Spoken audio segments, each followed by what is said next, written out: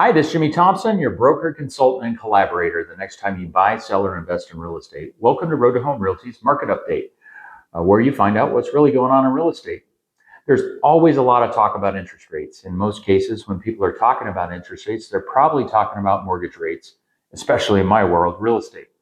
Um, on the news, you hear about the Fed and when they're going to cut the rates or not. And this is not the same interest rate as mortgage interest rates. Here's the difference.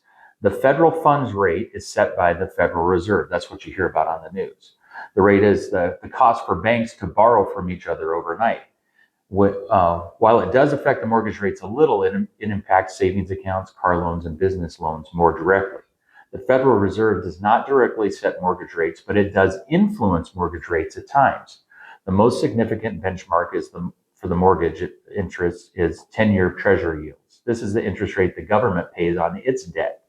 Mortgage rates are typically 1.5% to 2% higher than the Treasury yield, and that spread is what the lenders essentially take as the profit for doing the loan.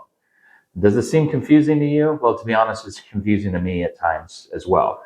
That's why I have great mortgage partners to help my clients get a mortgage. I know just enough to be dangerous and can calculate payments and tell you a little bit about the market. But the lender is going to be the one who pulls your credit, gives you the terms, and eventually gives you your loan. If you'd like me to introduce you to a lender that would work well with your personality and situation, give me a call, 602-541-5885.